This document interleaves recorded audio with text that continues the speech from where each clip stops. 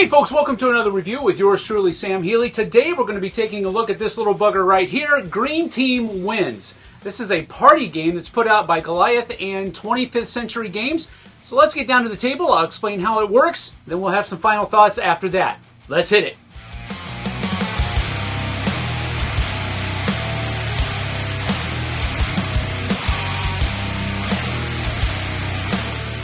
So as far as components are concerned, you're going to be having 6 dry erase boards, 6 dry erase markers, of course your rule book, and you're also going to have these double-sided tokens basically, 6 of them. They have orange team on one side, green team on the other, and then you're also going to have 3 decks of 70 question cards in 3 different categories. So you're going to have this or that, best of 3, or fill in the blank. Those are the 3 different categories, and there's 70 cards in each category. So those are the components that you're going to get in the box.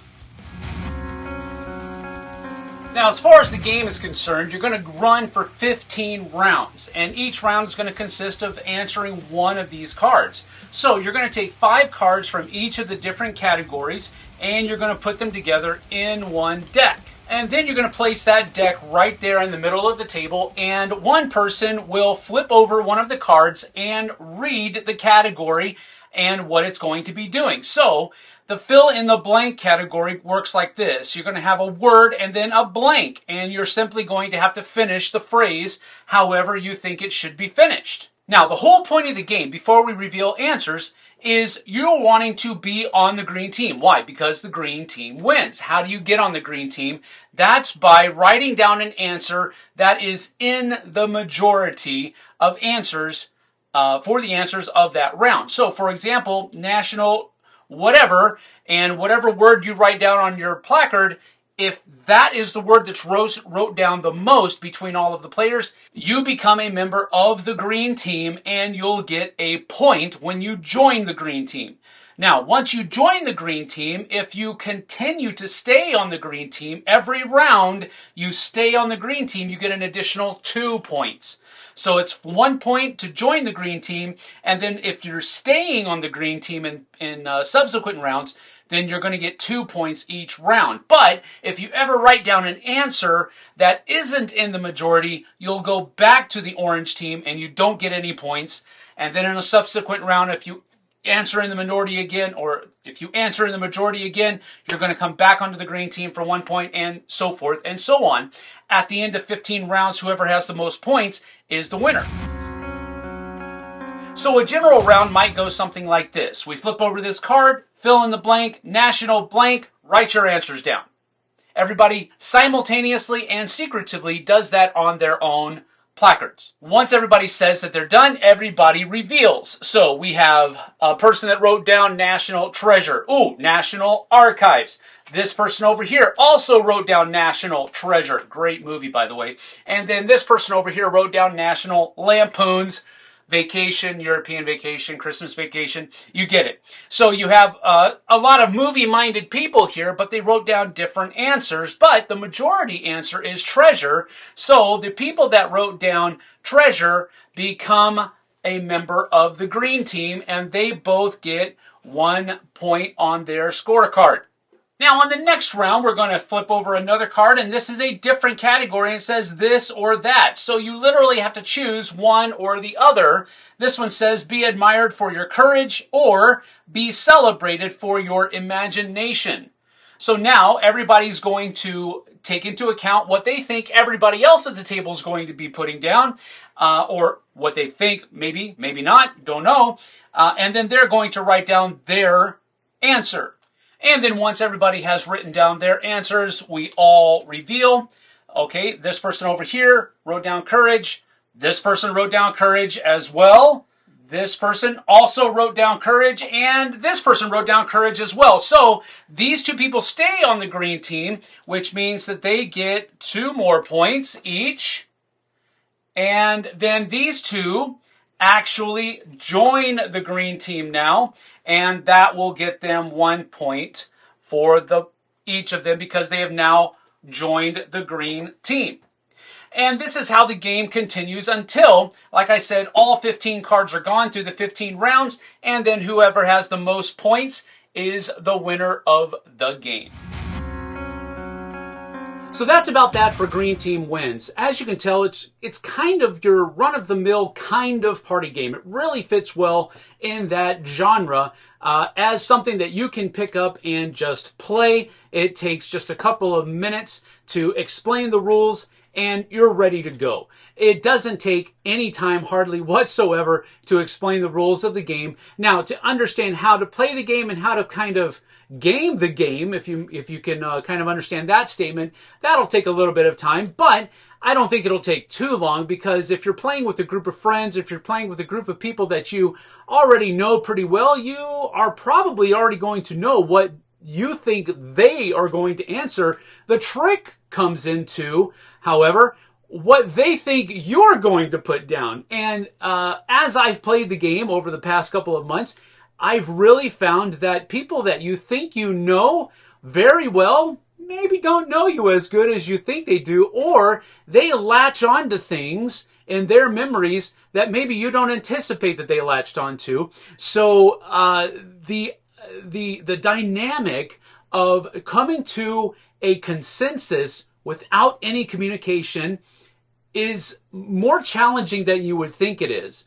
Now, of course, there's always going to be the idea where two people know each other so well they know exactly what they're going to answer, and that's an interesting dynamic as well, because if those two people are in the group, then people might start gravitating towards what they think those people are going to write down, because you already have a leg up, so to speak, on the majority of people. My pros of the game, first of all, are that it takes a game kind of like Say Anything, where you are trying to cater to the thoughts of a singular person, and puts it into the realm of something like, I don't know, a telestrations, where there's a lot of groupthink going on, but it's non-communicative groupthink, in that you're trying to read people's minds without being able to hear what they're saying. And those two kind of being smashed together is where I think this is where this game lies. I love the three different categories because they each play differently than the other. Filling in the blank really feels like something like a Say Anything. But then you have the this or that. That is very much a kind of like a flip of the coin sometimes, and I like that feel as well. And then you also have the third one, which we didn't show on the camera, but you kind of get it, where it's a best of three, where you have a situation and then you have three possible answers, and you have to pick one of those answers. Those three categories really work well within this party type atmosphere that this game fosters. It is so simple to play. It is so simple to teach. You do not have to have any preconceived ideas or abilities or knowledge of mechanisms to play this game. You simply have to follow the, two directions that each category is going to give you. It is not difficult at all. There is some minutia about settling ties and who gets all of that, but I'll let you look into that in the rule book. How you play the game is so easy. It's so simple. And I know it kind of has to be for this genre, but this even seems like it's more easy than some other games to teach how to play. And that's what I liked about it. It is super fun.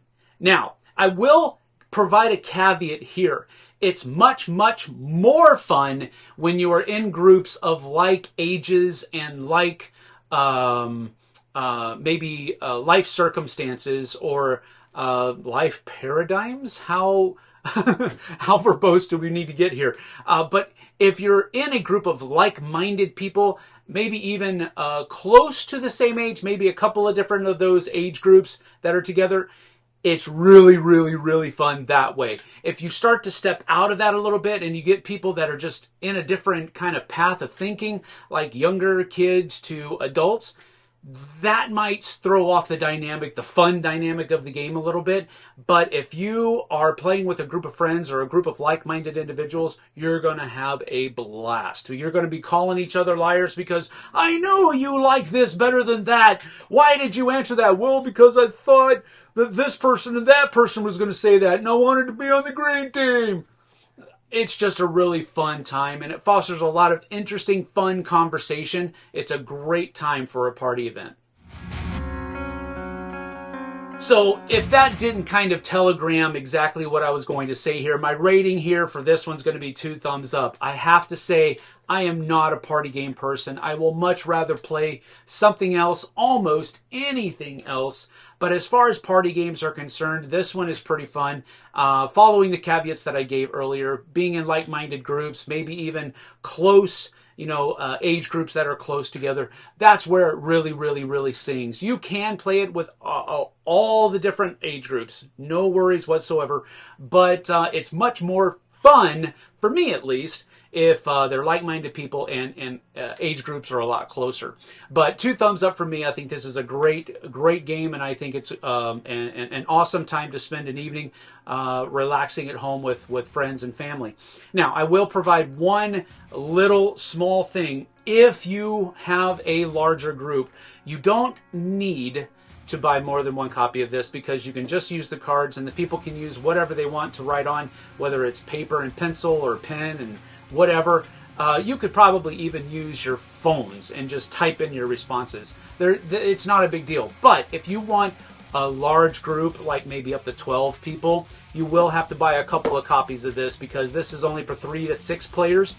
But you can buy a larger group. You can buy a second and have the ability to go up to 12 people with all of the same kinds of components that the box will have. So that's the only thing that I would probably recommend people. If you're going to go and get this game, I would recommend getting a couple copies of it so that you have the ability to have the components that will go up to 12. You're going to have an extra set, 3 extra decks of cards, but there's that. But anyway, that's it for the review of Green Team Wins. Thanks for joining me. We certainly appreciate it here. And we'll see you guys and gals next time on The Flipside. Take care.